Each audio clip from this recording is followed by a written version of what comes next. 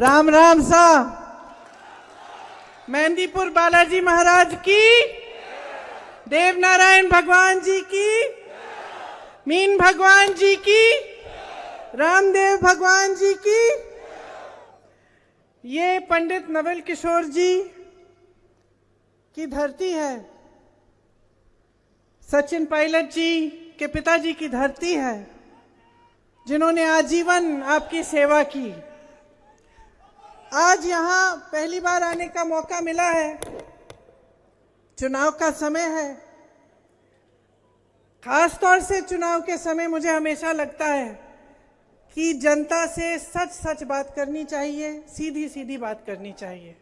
भाषण आप सब बता रहे थे कि कितने लोग आए हैं, कितने बड़े बड़े नेता आए हैं, सबने आपको अच्छा खासा भाषण दिया होगा, आपने सुना होगा। तो भाषण आपने बहुत सुन लिए हैं, मेरे से कुछ सीधी सीधी बातें सुन लीजिए और कुछ सच्चाइयाँ जो हैं आज देश की, वो आप ठीक से समझ लीजिए।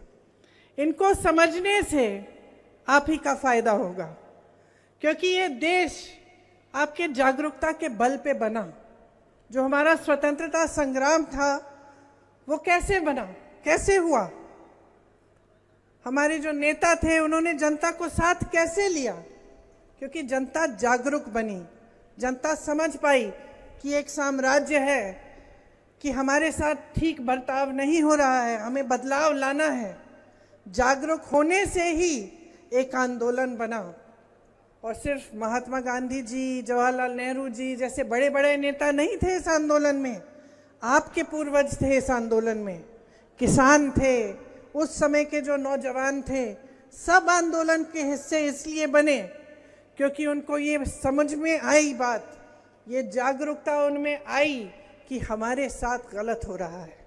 इसलिए जब मैं कहती हूँ कि आपसे मुझे सच्ची बात करनी है, मैं चाहती हूँ कि आप भी जागरूक बने और ध्यान से मेरी बातों को सुने। देखिए, मोदी जी यहाँ आए, भाषण सुना आपने उनका? नहीं सुना? भाषण सुनना चाहिए सबका, तभी तो पता चलता है कि असली कौन है, नकली कौन है ना? मैं तो सुनती हूँ, मैंने सुना उनका भाषण, मैंने उनका भाषण सुना और सच्चाई ये है कि मुझे उनकी बातें अब हल्की लगने लग गई हैं। हो सकता है शुरू में उनकी इच्छा थी कि कुछ करेंगे, लेकिन 10 साल बाद, इतने सारे झूठे वादों के बाद, इतनी सारी बड़ी बड़ी बातें करने के बाद फिर भी आज रोजगार नहीं है देश में, आज महंगाई इतनी बढ़ रही है, पूरा नहीं कर पाए। इसलिए मुझे लगता है कि उनकी बातें अब हल्की पड़ रही हैं। आपने सुना होगा, एक वीडियो देखा होगा कि इनके कई सांसद और इनके कई पार्टी के सदस्य ये कहने लगे हैं अलग अलग प्रदेशों में कि जब हमारी सरकार आएगी हम संविधान को बदलेंगे। मंच पर मोदी जी संविधान की बातें करते हैं। कल भीमजी राव अम्बेडकर जी का जन्म दिवस था, उनके बारे में खूब बातें की, संविधान की बातें की, लेकिन अपने लोगों से कहते हैं कि तुम जाओ, जनता के बीच जाओ और बोलो कि हम संविधान को बदलेंगे। तो सोचिए ये क्यों हो रहा है? ये बातें जो इनके लोग इधर उधर से उभारते हैं, आस्ते आस्ते जनता के मन में डालते हैं, और बाद में जब सरकार आती है तो ये ऐसे निर्णय लेते हैं जो जनता के खिलाफ होते हैं। इस संविधान के लिए महात्मा गांधी जी लड़े, जैसे मैंने कहा आपके पूर्वज लड़े। देश की जनता क्यों लड़ी इस संविधान को बनाने के लिए, आजाद होने के लिए एक साम्राज्य से? क्योंकि इस संविधान में आप सबका अधिकार समान होता है। मतलब आप प्रधानमंत्री हो या आप किसान हो या आप गरीब हो या आपका कोई कारोबार हो, सबका अधिकार समान होता है एक लोकतंत्र में। और यही लोकतंत्र है जिसको खून और पसीने से हम सबके पूर्वजों ने बनाया। तो संविधान बदलने की बात कैसे उठती है? संविधान बदलने की बात यूं उठ रही है कि आपके अधिकार छीनना चाहते हैं, और ये इस तरह से करना चाहते हैं कि आपको पता भी ना चले कि हो रहा है। और इसलिए आपको जागरूक बनना आपके लिए बहुत ही महत्वपूर्ण है। देखिए, चुनाव में जो भी नेता आपके सामने आता है उसे आपकी बात करनी चाहिए, आपने देखा है कि कितनी बहकी बहकी सी बातें हो रही हैं। कोई धर्म को उजागर कर रहा है आपकी जज्बातों को उठाने के लिए, ताकि आप अपने जज्बात के आधार पर वोट डाल दें। कोई मीट मछली की बात कर रहा है, मांस मछली की। मोदी जी तो हर बार राजस्थान आकर यही बात करते हैं कि मेरी बहनें बैठी हैं, उनको बुरा लगे और वो उसी आधार पर वोट डाल दें। तो आपका ध्यान भटकाने का काम तो धड़ाधड़ तेजी से हो रहा है। और अफसोस की बात यह है भाई और बहनों की, काफी आपका ध्यान भटक भी जाता है। आपकी गलती नहीं है, क्योंकि मेरे मीडिया के जो भाई बहन हैं यहाँ जो खड़े हैं, यहाँ मेरे दोस्त, वो भी यही दिखाते हैं जो चाहते हैं कि आप देखें। वो भी मोदी जी के कहने पे दिखा रहे हैं। आज जितनी भी बड़ी बड़ी मीडिया की कंपनियां हैं, सब बड़े बड़े उद्योगपतियों के हैं। और जो मोदी जी की नीतियां हैं वो आज इन बड़े बड़े उद्योगपतियों के लिए ही बन रही हैं। आप देखते हैं कि देश तरक्की कर रहा है, आपको आंकड़े दिखाए जाते हैं कि देश बहुत आगे बढ़ रहा है। ये तरक्की आप अपने जीवन में देख रहे हैं कि नहीं? इस सवाल का जवाब दीजिए मुझे। सुनाई नहीं दिया मुझे? नहीं देख रहे हैं? यहां जितने नौजवान बैठे हैं, आप बताइए, हाथ ऊपर करके बताइए कि कितनों को नौकरी मिली है सरकार से। मेरी बहनें, आप जब बाजार जाती हैं कुछ खरीदने के लिए, जब त्योहार होता है, जैसे अब नवरात्रि का त्योहार है, आपको कुछ खरीदना पड़ता है। आप चाहते हैं कि बच्चे अच्छे अच्छे कपड़े पहने, त्योहार का दिन है, घर में कुछ अच्छा सा पके, तो आपको मुश्किल होती है कि आसानी से सब खरीद सकती हैं? मुश्किल होती है ना? पहले से ज्यादा मुश्किल है कि कम? ज्यादा। बहुत महंगाई बढ़ गई है। अब आप समझिए इस बात को, अभी तक जब तक चुनाव आया तब तक आप गैस सिलेंडर को कितने का खरीद रहे थे? 1100-1200 रुपए। चुनाव आने लगा, नेता क्या कहने लगे भाजपा के? 400 रुपए का आप सिलेंडर ले लीजिए। तो जब 400 रुपए का सिलेंडर ये आपको चुनाव के पहले दे सकते हैं, तो पिछले 3 साल से क्यों खरीदवा रहे थे 1200 का? समझ रही हैं आप बात? कि ये अपने फायदे के लिए कर रहे हैं, ये चीजें आपके फायदे के लिए नहीं कर रहे हैं। आज महंगाई इतनी है, मेरी बहनें सब जगह रो रही हैं। जहां मैं जाती हूं कि हम कैसे करें, हम खुद कमा रही हैं, हम खुद काम कर रही हैं खेती में, लेकिन पूरा हो नहीं रहा है। मेरे भाई रो रहे हैं, किसानों का पूरा हो नहीं रहा है कि जितना भी काम करें वो खेती में, कमाई पूरी हो नहीं रही है खेती से। क्यों नहीं हो रही है? क्योंकि खेती करने के लिए जितने सामान आप इस्तेमाल कर रहे हो सब पे जीएसटी लगी हुई है, सब महंगा हो गया है। तो कमाई कैसे होगी? पहले रोजगार खेती से बनते थे, अब नहीं बन पाते, क्योंकि खेती में जब कमाई ही नहीं है तो रोजगार कैसे बनेंगे? है कि नहीं? आप सर हिला रहे हैं, ठीक बात कह रही हूं मैं? कमा नहीं पा रहे हो। जो पलायन करके जा रहा है शहर में, वो कमा नहीं पा रहा है। वो कहते हैं हमें कि भाई हम कमा रहे हैं, हमारी बीवियां काम कर रही हैं, बच्चे कमा रहे हैं, लेकिन पूरा ही नहीं हो रहा है, क्योंकि महंगाई इतनी बढ़ चुकी है। ये जीएसटी हर चीज पे लगी हुई है, और ये सब गरीबों के लिए है। बड़े बड़े उद्योगपति फूल रहे हैं, फल रहे हैं। अरे उनके तो लोन माफ किए जा रहे हैं, वो कर्ज लेते हैं, बैंक मांगता ही नहीं है वापस पैसे। मोदी जी ने उनको पूरी छूट दे रखी है। 16,000 करोड़ रुपए की छूट का कर्ज माफ किया है बड़े बड़े उद्योगपतियों का, और यहां किसान 10,000 रुपए के लिए आत्महत्या कर रहा है। अपनी बेटी की शादी करनी पड़ती है, कर्ज लेना पड़ता है, कर्ज लौटा नहीं पाते हैं, उनका कर्ज कोई माफ नहीं कर रहा है। जब आपदा आती है, ओले बरसते हैं, खेत खराब हो जाता है, मुआवजा नहीं मिलता, कर्ज लेना पड़ता है, कर्ज माफ नहीं होता। ये परिस्थितियां हैं आपकी, ये है आपका संघर्ष, ये एक सामूहिक तपस्या है आपकी, ये आपका संघर्ष है जिसने इस देश को बनाया है, और आज उस संघर्ष को कोई पहचान नहीं रहा है। सरकार में कोई सुनवाई नहीं है। किसानों ने आंदोलन किया, इन्होंने काले कानून निकाले, किसानों ने आंदोलन किया, दिल्ली के बाहर जाके बैठे, महीनों के लिए किसान बैठे, सर्दी में बैठे, इनकी बिजली काटी, पानी काटा, लेकिन प्रधानमंत्री जी निकले नहीं अपने घर से बात करने के लिए। सुनवाई नहीं हुई। सुन तो लेते, अगर नहीं करना था उनका काम, काले कानून वापस नहीं लेने थे, तो कम से कम सुनवाई कर लेते। इस देश में एक बहुत बड़ी बात है, बहुत पुरानी परंपरा है महापुरुषों की, नेताओं की, जो जो जनता की सेवा करता है उसकी एक बहुत पुरानी परंपरा है, सेवा की परंपरा है। और उस सेवा की परंपरा की सबसे बड़ी चीज यह है कि सुनवाई होती थी, चाहे कितना भी बड़ा नेता हो। मैं खुद अपने पिताजी के साथ बहुत घूमी, प्रधानमंत्री थे उस समय, और जैसे ये आपका क्षेत्र है मुरारी लाल जी, उसी तरह से उनका क्षेत्र अमेठी था, वहां मैं उनके साथ बहुत घूमी।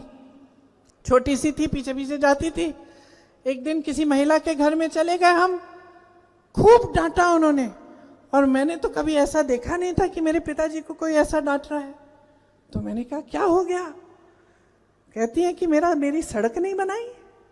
6 महीने हो गए, मैंने 6 महीने पहले आप आए थे, मैंने मांगी थी ये सड़क नहीं बनाई तुमने, वापस कैसे आ गए? प्यार दूंगी, मैं प्रेम करूंगी आपसे, सब कुछ जो भी है, मतलब आपके प्रति मेरी श्रद्धा है, लेकिन अगर आप ऐसा करोगे तो वोट नहीं दूंगी। तो पिताजी ने उनको समझाया, अच्छी तरह से बिठा के समझाया, और बोला कि ठीक है, मैंने इसकी कार्रवाई शुरू की है, इसमें समय लगता है, समय के बाद, कुछ महीनों के बाद हो जाएगा। तब वो सुनी, फिर हंस के चाय पिलाई सबको उन्होंने।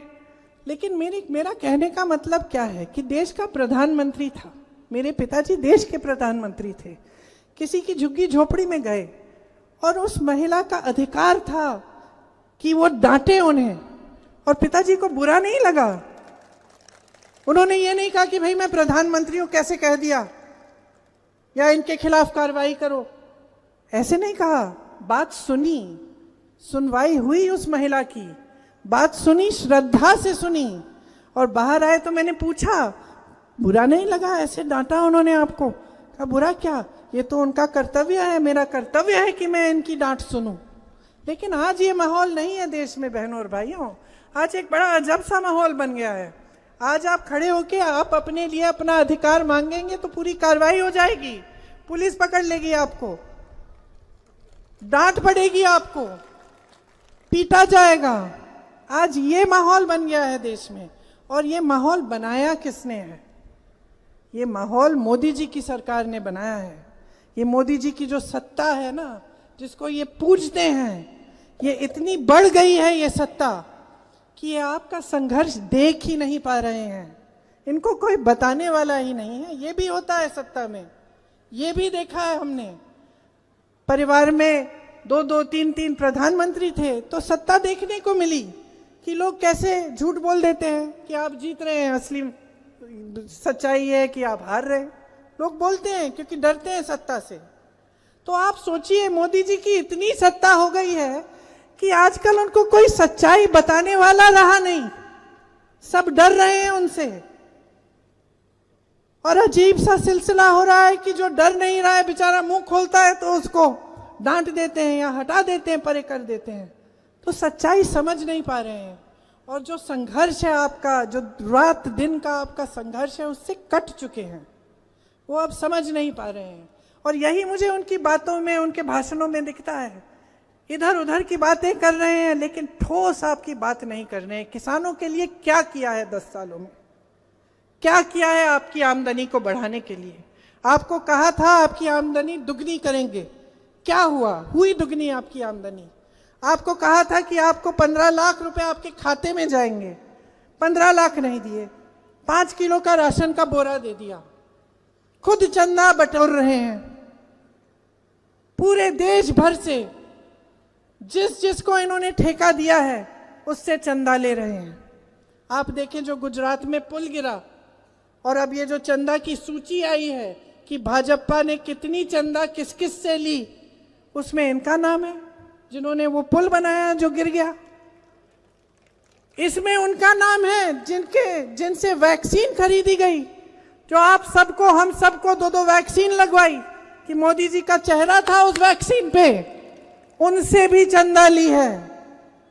तो इन्होंने तो चंदा सबसे ली और आपके लिए 5 किलो का राशन, बस इसमें काम चलाओ। क्या यही है आपका अधिकार एक लोकतंत्र में? क्या यही है आपका अधिकार इस देश में? नहीं। इसलिए मैं कह रही हूं, जागरूक हो जाओ। आपके रोजगार बनाने के लिए क्या किया? जितने बड़े बड़े कारखाने थे सरकारी, अपने बड़े उद्योगपति मित्रों को दे दिए। जितने बंदरगाह थे, जितने हवाई अड्डे थे, जितने बड़े बड़े कारोबार थे सरकार के, सारे तमाम इनको पकड़ा दिए। क्यों? कौन है ये लोग कि देश की पूरी संपत्ति इनको दे रहे हैं? ये आपकी संपत्ति है, मोदी जी की संपत्ति नहीं है। ये मेहनत से आपके पूर्वजों ने बनाई है, ये आपकी संपत्ति है और ये सब उनको सौंप दी। कर्ज माफ होते हैं उनके, किसान मेहनत करता है, खून पसीना बहाता है, उसका कर्ज माफ नहीं होता, उसको कुछ नहीं मिलता।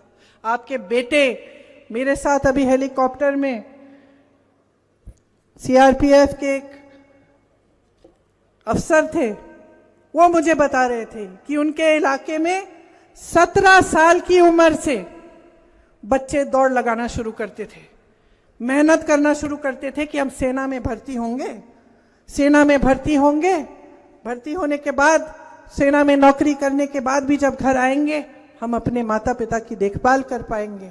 उनके दिल में देशभक्ति की भावना है, दिल में ये भावना थी कि हम अपने देश के लिए अपनी जान देने के लिए तैयार हैं। मैंने खुद अपनी आंखों से भी देखा उत्तर प्रदेश में, धीरज शायद तुम थे उस समय मेरे साथ, कि रात के 3-4 बजे जब अंधेरा छाया हुआ है, सूरज उगा नहीं है, नौजवान बच्चे जिनकी अभी उम्र भी नहीं है भर्ती होने के लिए दौड़ लगा रहे हैं। मैंने पूछा क्या कर रहे हो? दौड़ लगा रहे हैं, दीदी सेना में भर्ती होना है। मोदी जी ने क्या किया? उन उम्मीदों को, उन आशाओं को क्या हुआ? मोदी जी ने तोड़ डाला, अग्निवीर जैसी स्कीम लाए। अब मुंबई में हम यात्रा कर रहे थे, एक लड़का आया, वही कुछ 21 साल का होगा, 20-21 साल का होगा, या हो सकता है उससे भी कम। रो रहा था, कह रहा था दीदी 2 बार मेरा नाम सूची में आ गया है, 2 बार, लेकिन मेरा हिम्मत नहीं हो रही है। 5 सालों के लिए मैं क्या करूंगा, जाके वापस आके क्या होगा? तो मैंने कहा माता पिता क्या कहते हैं? कहा पिताजी कह रहे हैं कि मत जाओ, कोई फायदा नहीं है। तो मैंने कहा मैंने सुना कि बहुत सारों के साथ ये हो रहा है। तो उन्होंने कहा बिल्कुल दीदी, ये जो अग्निवीर स्कीम है इसकी वजह से हम सेना में जाना ही नहीं चाह रहे हैं, चाहे हमने कितना परिश्रम किया हो, कितनी मेहनत की हो, हम जाना नहीं चाह रहे हैं। रोजगार पैदा करने के जितने माध्यम थे वो लगभग बंद हो गए हैं। ये छोटे कारोबार, छोटे बिजनेस, छोटी दुकानें, जैसे बहुत छोटे छोटे व्यापारी बनाते हैं, उससे रोजगार मिलता है। मैंने खेती किसानी की बात की, खेती किसानी से रोजगार मिलता था। छोटे कारोबार की कमर तोड़ दी, जीएसटी लाए, नोटबंदी लाए। अब बताइए, नोटबंदी में आपको खड़ा कर दिया कतार में, ठीक है अब तो 8 साल पुरानी बात है, ये तो भूल भी गए होंगे आप, क्योंकि आपने देशभक्ति की भावना से वो काम किया। जब आपको कहा गया कि काला धन आ रहा है, तो आपने कहा चलो मैं भी अपने देश के लिए जितने पैसे हैं मेरे पास मैं ले जाता हूं बैंक में बदलने। मेरी बहनें बैठी हैं, मेरी एक बच्चों की अध्यापिका थी, उन्होंने मुझे बताया कि उनकी माताजी 85 साल की माताजी ने कुछ पैसे इकट्ठे करके अपने पलंग के नीचे रखे हुए थे, और वो कह रही थी कि उस समय की बात बता रही हूं मैं, जब नोटबंदी हुई। तो उन्होंने मुझे कहा कि सोचिए कि मुझे भी नहीं मालूम था कि उन्होंने छिपा के थोड़े थोड़े पैसे इकट्ठे किए थे। तो जब नोटबंदी के समय सबको अपने पैसे निकालने पड़े, तो मैंने पूछा माँ ये क्या रखा है? तो उन्होंने कहा मैंने अब थोड़ा सा सोचा कि मैं अपने पोती पोतियों के लिए कुछ खरीद लूंगी, तो मैंने थोड़ा थोड़ा हमेशा कभी कभी मौका मिला तो इकट्ठा कर लिया। वो सारे पैसे नोटबंदी के समय आपने लौटाए, लौटाए कि नहीं? आपने लौटाए, आपसे मांगे गए। मोदी जी ने खुद कहा देशभक्ति के लिए काला धन आएगा। फिर क्या हुआ? 8 साल बाद काले धन की सूची निकल आई कि किसने कितनी चंदा ली। ये लोग कहते हैं कि कम से कम इनका जवाब देखिए कि कम से कम सूची तो है। पहले पता नहीं चलता था कि राजनीतिक दल किससे चंदा ले रहे हैं, अब सूची तो है। लेकिन सूची में देखिए, जरा पढ़ लीजिए, जागरूक बन जाइए, पढ़ लीजिए उस सूची को। उसमें कितने नाम हैं। आप जैसे मैंने कहा, कोविड के वैक्सीन वालों के, पुल के ठेकों वालों के, जिन्होंने सड़कें बनाई हैं, उनको जिनको ठेका दिया उससे चंदा लिया। आपको याद है वो कविता जो बचपन में सुनाई जाती थी हमें, चंदा मामा दूर के? याद है?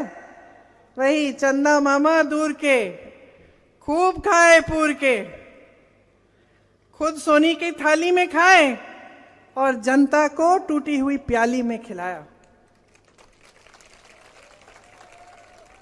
यही हो रहा है आपके साथ आज। और यहां चुनावी मंच है, उस पे इस वजह से मैं नहीं कह रही हूं कि मैं चुनावी मंच पे खड़ी हुई हूं और मैं चाहती हूं कि आप वोट दो। मुझे सचमुच दुख होता है, सचमुच दुख होता है कि देख के कि इस देश में आज क्या हो रहा है। आपके पूर्वजों की तरह मेरे पूर्वजों ने भी जान दी है इस देश के लिए। मैंने भी शहादत देखी है अपने पिता की, अपनी दादी जी की। आज जीवन उन्होंने आपके लिए काम किया, सेवा के भावना उनके दिल में थी। ये जो हमारी पुरानी परंपरा है, हमारी हिंदू धर्म की परंपरा है, हम किसको पूजते हैं बताइए? हमने भगवान राम को पूजा, क्या भगवान राम के पास सत्ता थी इसलिए हमने पूजा? आज तक हम उनको पूजते हैं, क्यों? क्योंकि उनके पास सत्ता थी? उनके पास सत्ता नहीं थी। क्योंकि हम उनको इसलिए पूजते हैं क्योंकि एक नैतिक आधार डाला उन्होंने, नैतिकता थी, जनता के प्रति श्रद्धा थी, सेवा थी, तपस्या थी, इसलिए पूजा हमने।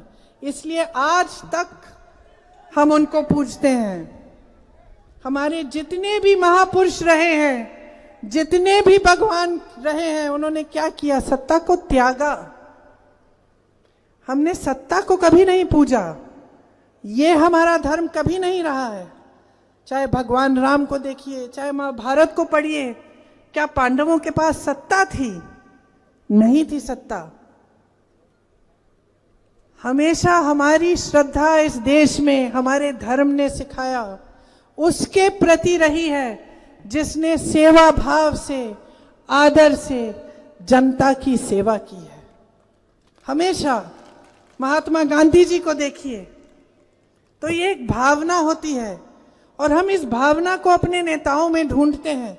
और हो सकता है कि आपने शुरू में यही भावना देखकर या सोच के कि ये भावना है मोदी जी के दिल में भी, उनको आपने आगे बढ़ाया। लेकिन आज परिस्थितियों को देखिए ना, क्या हो रहा है। सत्ता के लिए सब कुछ कर रहे हैं, सरकारें तोड़ देते हैं। पूरा देश देख रहा है, पूरा देश देख रहा है कि पैसों के बल पर टूट रही है सरकार, कि विधायकों को 100-100 करोड़ रुपए दिए जा रहे हैं सरकार को टूटने के लिए। सरकार को जनता ने चुना, तोड़ने के लिए आप पैसे दे रहे हैं। आपकी नैतिकता कहाँ है? सेवा की भावना कहाँ है? जनता के प्रति श्रद्धा कहाँ है? आप सबसे चंदा लेके काम करा रहे हैं। जो चंदा नहीं दे रहा है उस पे एजेंसी डाल रहे हैं, चंदा देता है तो एजेंसी का काम बंद। क्या यही नैतिकता ढूंढ रहे हैं आप अपने नेताओं में?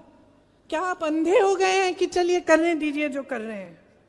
मोदी जी कर रहे हैं, सही कर रहे हैं, कुछ भी करें, गलत बात है। इससे नुकसान आपका हो रहा है, मोदी जी का नुकसान नहीं हो रहा है, भाजपा के बड़े बड़े मंत्रियों का नुकसान नहीं हो रहा है। मैं तो इतना कहूंगी कि हम लोगों का भी नुकसान नहीं हो रहा है, क्योंकि आपकी कृपा से आपने हम सबको इतना दिया है कि हमारे भविष्य तो सुरक्षित हैं, आपने दिया है। लेकिन आपका भविष्य सुरक्षित करने का काम कौन कर रहा है आज, ये बताइए? क्योंकि मुझे तो नहीं दिख रहा। न रोजगार बन रहे हैं, महंगाई बढ़ती चली जा रही है, न किसानों की कोई मदद है, श्रमिक सबसे शोषित है। यहाँ पे आप खड़े हैं, पुलिस के अधिकारी खड़े हैं, पेंशन का क्या हुआ? आपको पेंशन क्यों नहीं मिल सकता? जहां जहां कांग्रेस के प्रदेश सरकार है, आपको पेंशन पुराना मिल रहा है। लेकिन भाजपा की सरकारें क्यों नहीं दे रही हैं आपको पेंशन?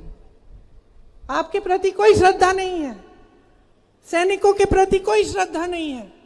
जो सीमा पे खड़े होकर हमारी रक्षा कर रहा है, जान देने के लिए तैयार है, उसको अग्निवीर पकड़ा दिया आपने। और अडानी जी को देश के सारे हवाई अड्डे, देश के सारे बंदरगाह, उनकी शादियां देखी आपने? एक बड़े उद्योगपति की अभी शादी, बेटे की शादी हुई, आप सबने देखा ना? कहीं कुछ आ रहा है कि कितने बड़े गहने हैं, कहीं लाखों या करोड़ों के कपड़े हैं, तो कहीं कुछ। किसान कैसे शादी कराता है अपनी बेटी का? मैं आपसे पूछ रही हूं, कैसे शादी कराते हो? आज जो माहौल है इस देश में, कैसे शादी कराते हो? कर्ज लेते हो कि नहीं? लेना पड़ता है ना। तो ये परिस्थितियां हैं, ये संघर्ष है आपका। इस संघर्ष को आप नहीं पहचानोगे तो सरकार कभी नहीं पहचानेगी। ये असलियत है आज इस देश की, कि ये देश का गरीब और गरीब होते चले जा रहा है। और जो बड़े बड़े गिने चुने उद्योगपति हैं, जो इनके मित्र हैं, वो आगे बढ़ते चले जा रहे हैं, उनको पूरी देश की संपत्ति दी जा रही है। तो जब आपकी पुरानी परंपरा है, आपकी धार्मिक परंपरा है, सामाजिक परंपरा है कि आप अपने नेताओं में सेवा भाव ढूंढें, आपके प्रति श्रद्धा ढूंढें और मांगें, तो आज क्या हो गया है? आज आप सब कुछ देख के चुप क्यों हैं? आप क्यों कह रहे हैं कि ये सब ठीक है? खरीदने दीजिए इन्हें सरकार, चंदा लेने दीजिए गलत लोगों से, चाहे हमारे लिए रोजगार बनाए ना बनाए, महंगाई बढ़ती जाए, सब कुछ होता जाए, हमें कोई बात नहीं, करने दीजिए। एमएसपी मिले ना मिले, क्यों मान लिया है आपने ये कि अब ऐसा ही चलेगा? इस स्थिति को बदलने की शक्ति आपके हाथों में है। सबसे बड़ी शक्ति लोकतंत्र ने, महात्मा गांधी के आंदोलन ने आपको दिया। आपके पूर्वजों के आंदोलन ने आपको आजादी दी। आजादी इसलिए दी क्योंकि आपके हाथ में वोट का अधिकार मिले, और आप आंखें मूंद करके जाके पोलिंग में वोट दे देंगे अपना। किसका नुकसान होगा? आपका नुकसान होगा। मैं सिर्फ इतना कहने आई हूं आपसे, जागरूक बन जाइए। इस वोट में आपके अगले 5 सालों का भविष्य है। ये जो लड़के खड़े हुए हैं यहां, तुम्हारा भविष्य है। तुम अपना भविष्य बनाना चाहते हो, अपने लिए रोजगार चाहते हो, तो सही वोट डालो। पता करो कि कौन सा राजनीतिक दल क्या कह रहा है, सुनो ध्यान से उनकी बातें। कोई मांस मछली की बात कर रहा है, करने दो उसे वोट मत दो अपना। कोई आपके धर्म की बात इसलिए कर रहा है क्योंकि उसको वोट चाहिए, पहचानो उसको। जो कांग्रेस पार्टी आज कह रही है कि किसानों के लिए एमएसपी का कानून बनेगा, आपका अधिकार बनेगा, आपको एमएसपी मिलेगी। कांग्रेस पार्टी कह रही है कि अग्निवीर को खत्म करेंगे हम, कि 30 लाख सरकारी पद खाली हैं मोदी जी की सरकार में। 10 सालों से खाली पड़े हैं, तुम खाली पड़े हो, तुम खाली पड़े हो, तुम खाली पड़े हो, और तुम्हारा वहां पद खाली पड़ा है, लेकिन उसको भरने की कोई प्रयास नहीं हुआ है। तुम खाली पड़े हो, तुम बेरोजगार हो। हम कह रहे हैं उन पदों को भरेंगे और तुम्हें रोजगार देंगे। हम कह रहे हैं कि स्नातक पास बच्चों को हम अप्रेंटिसशिप देंगे। जैसे रईसों के बच्चे जाते हैं ना, पढ़ाई खत्म करने के बाद इंटर्नशिप करते हैं, उनको पैसा भी मिलता है कंपनियों से, उस तरह की अप्रेंटिसशिप हम आपके लिए लाएंगे। 1 लाख रुपया मिलेगा आपको जब तक आपकी नौकरी नहीं मिलेगी। 5,000 करोड़ का हम फंड बनाना चाहते हैं कि नौजवान जब अपना कुछ छोटा सा कारोबार शुरू करना चाहता है, उसको उस फंड से पैसे मिले ताकि वो कारोबार शुरू कर पाए। क्योंकि हम चाहते हैं कि छोटी जो कारोबार हैं और मध्यम जो कारोबार हैं, उनको हम मजबूत बनाएं ताकि रोजगार बने। एक जॉब कैलेंडर बनेगा। पेपर लीक का बड़ा नुकसान होता है, मैं जानती हूं कितनी मेहनत करते हैं आप। जब मैं यूपी में काम कर रही थी, मैंने बहुत देखा, कुछ बच्चे तो 6-6 सालों के लिए इंतजार कर रहे थे पेपर लीक हुआ, फिर से दिया, फिर से फीस भरी, फिर से ट्यूशन किया, फिर से लीक हुआ, फिर भी नियुक्ति नहीं हुई। हम एक जॉब कैलेंडर बनाना चाहते हैं जिसमें शुरू से अंत तक एग्जाम का दिन, रिजल्ट का दिन, नियुक्ति का दिन पहले से तय हो जाए। कोई अधिकारी या कोई उसके साथ आगे पीछे करने की कोशिश करे तो उस पर सख्त कार्रवाई हो। और पेपर लीक के खिलाफ हम एक कानून बनाएंगे कि अगर किसी ने उस चीज को किया तो सख्त कार्रवाई होगी। मेरी बहनें यहाँ बैठी हैं, सबसे ज्यादा आप सहती हैं, सबसे बड़ा बोझ आपके कंधों पे है। चाहे आप, मेरी पुलिस की बहनें, आप मुस्कुरा रही हैं, आप दिन रात काम करती हैं, फिर भी घर जाती हैं तो बच्चों को संभालती हैं ना, फिर भी आप ही देखती हैं ना कि सबको खाना मिला, कि बच्चे ठीक हैं, पढ़ाई की। सबसे ज्यादा बोझ महिला उठाती है, चाहे वो खेती में काम करे, चाहे वो नौकरी करे, चाहे वो पुलिस में भर्ती हो, लेकिन बोझ तो वही उठाती है पूरे समाज का। हम इस बात को समझ रहे हैं और हम जान रहे हैं कि इन 10 सालों में मोदी जी ने महिलाओं के लिए बड़ी बड़ी बातें तो की, लेकिन कोई ठोस कदम नहीं उठाए। तो हम चाहते हैं कि हर परिवार में जो सबसे बड़ी महिला है उसको सालाना 1 लाख रुपए मिले ताकि उसकी थोड़ी बचत हो जाए। 50% जो सरकारी भर्तियां हैं उसमें से 50% महिलाओं को मिलेंगी। मतलब महिलाओं के लिए हम आरक्षित करेंगे, चाहे जितने जो पहले के आरक्षण है उसी के तहत। फिर यहां पे चिरंजीवी योजना थी, अब आपने सरकार बदल दी, क्या हुआ कौन बताएगा? लगभग बंद होने के कगार पे है। जो 25 लाख का मुफ्त इलाज मिलने लगा था आपको, वो अब 5 लाख तक आ गया है।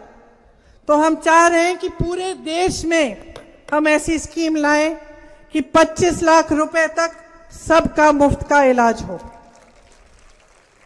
स्वास्थ्य की सुविधाएं पूरी मिलें। मैंने किसानों की बात की, आपके ऋण माफी की बात की। आपको मालूम होगा कि कहां कांग्रेस की जहां सरकारें हैं वहां पे किसानों के ऋण माफ किए गए हैं। हम देश भर में किसानों के ऋण को माफ करने के लिए एक आयोग बनाएंगे जो स्थायी आयोग होगा। ऐसा नहीं होगा कि एक समय ऋण सबके माफ हो गए, लेकिन जिसका ऋण है वो उस आयोग में जाकर अपने ऋण माफ लगातार करा पाएंगे। फसल का जो नुकसान होता है उसका मुआवजा आजकल आपको मिलता नहीं ठीक ढंग से। आपके फसल के नुकसान के मुआवजे के लिए 30 दिन के अंदर अंदर पूरा मुआवजा मिलने के लिए हम कानून बनाएंगे। नई कृषि की आयात निर्यात की नीति बनाएंगे। भूमिहीनों को हम जमीन का वितरण करेंगे उनके लिए, और गांव के किसानों को मजबूत करने का पूरा प्रयास ऐसा करेंगे कि जितने भी कृषि में इस्तेमाल होने वाले सामान हैं उनकी जीएसटी हटाई जाएगी, वो जीएसटी से मुक्त हो जाएंगे। तो ये सब काम हम आपके लिए करना चाहते हैं। अब आप कहेंगे कि भाई मंच पे खड़े होके तो कुछ भी कह सकते हैं, आपने तो सुना है मोदी जी से बहुत बड़ी बड़ी बातें की आपके सामने, फिर कुछ करके नहीं दिखाया। जब जब चुनाव आया तो फिर इधर उधर की बातें, मांस मछली धर्म जाति की बातें शुरू। तो ये प्रमाण क्या है कि ये जो प्रियंका गांधी आपके सामने खड़ी होकर बोल रही है या सचिन पायलट जी बोल रहे हैं, हम ये करके दिखाएंगे। इसका प्रमाण ये है, आप देखिए कि कांग्रेस की सरकारें किस प्रदेश में है और वहां क्या काम हो रहा है। कांग्रेस की सरकार कर्नाटका में बनी, हमने चुनाव से पहले गारंटी दी थी कि महिलाओं को 2000 रुपए हर महीने मिलेंगे, वो आज मिल रहे हैं। हमने छत्तीसगढ़ में कहा था ओपीएस लागू होगा, ओपीएस लागू हुआ वहां पे जब हमारी सरकार थी। हमने हिमाचल में कहा कि ओपीएस लागू होगा, आज लागू है। हमने हिमाचल में कहा कि 1500 रुपए हर महीने महिलाओं को मिलेंगे, वो देना शुरू कर दिया है। तो आपको जागरूक बन के देखना चाहिए कि ये जो कह रहे हैं इसमें सच्चाई है कि नहीं। आपको पता चलेगा कि कांग्रेस की जहां जहां सरकार है वहां हम काम करके दिखा रहे हैं। हम समझते हैं कि ये देश आस्था का देश है। हमारी आस्था आपसे जुड़ी है, आप देश की जनता हो। मैंने पहले ही कहा कि हमें आपने बहुत कुछ दिया, तो जितनी भी सेवा हम करेंगे आपकी, चाहे जितनी भी पीढ़ी आपकी सेवा में लगे, वो कम होगा, आपका ऋण हम नहीं चुका पाएंगे। आस्था का प्रमाण, हमारा धर्म क्या कहता है कि आस्था का प्रमाण क्या है? आस्था का प्रमाण त्याग होता है कि नहीं? सत्ता को पकड़ के रखना नहीं होता है। तो पहचान लीजिए कि क्या हो रहा है, पहचान लीजिए कि देश में जो सरकार चल रही है वो सिर्फ अपने लिए, अपने बड़े बड़े उद्योगपति मित्रों के लिए, सत्ता में रहने के लिए चल रही है। खुला सबके सामने बोल देते हैं कि हम सरकार तोड़ डालेंगे, आपने ये वोट दिया कोई बात नहीं, हम इसको तोड़ देंगे। सब जानते हैं कि कैसी तोड़ी जा रही है, पैसों के बल पर। तो आज जो आस्था मेरे दिल में आपके प्रति है, इस देश के जनता के प्रति है, उसको मन में रखते हुए मैं आपके सामने खड़ी हूं। और मैं फिर से आपको सिर्फ ये बात कहना चाहती हूं कि ये देश आगे बढ़ा है क्योंकि आप जागरूक रहे हैं। आप आसपास के देशों को देखिए, पाकिस्तान को देखिए, आसपास के सब देश जो है, श्रीलंका को देखिए, नेपाल को देखिए, क्या भारत देश की तरह आगे बढ़े? नहीं बढ़े। यहां हम इसलिए आगे बढ़ पाए क्योंकि हमारे देश में लोकतंत्र है। हम इसलिए आगे बढ़ पाए क्योंकि हमारे नेताओं ने, जो राजनीतिक दल आए, जो सरकारें बनी, वो हमेशा जनता को आगे सबसे सर्वोपरि रखकर जनता के लिए काम करने का उन्होंने काम किया। और वो ये समझे कि जब तक जनता मजबूत नहीं होगी, जब तक जनता सशक्त नहीं होगी, तब तक ये देश आगे नहीं बढ़ेगा। लेकिन आज उसका उल्टा हो रहा है। आज आपको दबाने का काम हो रहा है, तरह तरह की बातें आपको बहकाने के लिए कही जा रही हैं, और नीचे उसका आधार ये है कि लोकतंत्र को खत्म करना चाहते हैं। और मैं आपसे कहना चाहती हूँ कि ये जो चुनाव है ना, ये दौसा का चुनाव नहीं है, ये सिर्फ कांग्रेस पार्टी और भाजपा के बीच चुनाव नहीं है, ये अपने देश को बनाने वाला चुनाव है। ये देश का भविष्य तय करेगा। ये जो संविधान को खत्म करने की बात करते हैं, इससे आपके अधिकार कमजोर होंगे, आपके अधिकार खत्म होंगे। जो सब आप मांगते हैं अपने लिए, वो आप मांग भी नहीं पाएंगे। ये जो वोट है, क्या पता ये वोट भी खत्म न कर डाले। तो जागरूक रहिए। ये संविधान आपको बचाता है, आपको अधिकार देता है, आपके देश को, हमारे देश को मजबूत बनाता है। इसीलिए इस संविधान को बचाने का चुनाव है ये। तो ये बात आप एकदम गहराई से समझ लीजिए। और जब इस बात को आप गहराई से समझेंगे और आप समझेंगे कि इस संविधान का आपके जीवन में क्या, इस संविधान से आपके जीवन में क्या मिला है और आपके जीवन में इसकी क्या भूमिका है, तब आप समझेंगे कि इस चुनाव में आपको इधर उधर बिल्कुल नहीं देखना है, इनकी बातों में बिल्कुल नहीं पड़ना है। आपको याद है महाभारत में जब अर्जुन ने निशाना मारा तो मछली की आंख को देख के निशाना मारा। उनका ध्यान न इधर गया न उधर गया, सिर्फ मछली की आंख दिखी उन्हें। उसी तरह आप सब जितने भी लोग यहां खड़े हैं, अर्जुन बन जाओ। मेरी बहनें, आप भी अर्जुन बन जाओ। अपना ध्यान अपने ऊपर और कहीं नहीं, किसी नेता पे नहीं, किसी राजनीतिक दल पे नहीं, किसी की बातों पे नहीं, किसी मांस मछली की बातों पे नहीं, धर्म की बातों पे नहीं, जाति की बातों पे नहीं, अपने भविष्य पर अपना ध्यान रखो। आपका भविष्य मजबूत कौन बनाएगा? आपका भविष्य मजबूत कैसे होगा? कौन सा ये राजनीतिक दल है जिसने काम करके दिखाया है और जो आपके लिए काम करके दिखाएगा? इसी पे अपना ध्यान रखो, अपने भविष्य को मजबूत बनाओ, जागरूक बनो और इस देश को इन लोगों से बचाओ। यही आग्रह है मेरा, क्योंकि जो हो रहा है वो गलत हो रहा है। आप इस बात को आज समझेंगे, या 5 साल बाद समझेंगे और भुगतने के बाद, या फिर 10 साल बाद समझेंगे, ये आपके हाथों में है। अगर आप आज जागरूक बन जाएं तो मैं दावे के साथ कह सकती हूं, एक भी भाजपा का सांसद नहीं बनेगा। ये देश आपका है, आपने हमेशा देश की हिफाजत की है, आपने अपने बच्चों को सरहद पे भेजा है। राजस्थान के बच्चे, हरियाणा के, उत्तर प्रदेश के, उत्तराखंड के सबसे ज्यादा सैनिक हैं। आप अपनी देश की हिफाजत जिस तरह करते हैं उसी तरह अपनी वोट की हिफाजत करो, अपने भविष्य की हिफाजत करो। तो जिस दिन आप वोट डालने जाएंगे, मेरी बातों को याद रखिए, मैं आपकी भलाई के लिए बोलने आई हूं। मैं चाहती हूं कि आपके बड़े बच्चे भी बड़े हों, अच्छी तरह से फूले फलें, उनका भविष्य मजबूत बने, और यही हम सब चाहते हैं जितने भी मंच पर नेता बैठे हैं। तो आज आपके हाथों में एक बहुत बड़ी जिम्मेदारी है, उसको पूरे विवेक से निभाइए और अपने आप को, अपनी ही शक्ति को पहचानते हुए अपने आप को मजबूत बनाइए। आपने बहुत ध्यान से मेरी बातें सुनी, काफी लंबी बातें भी कर ली मैंने। आपका बहुत बहुत धन्यवाद। एक बार जोर से मेरे साथ बोलिए, जय हिंद। एक और बार, जय हिंद, जय हिंद। धन्यवाद।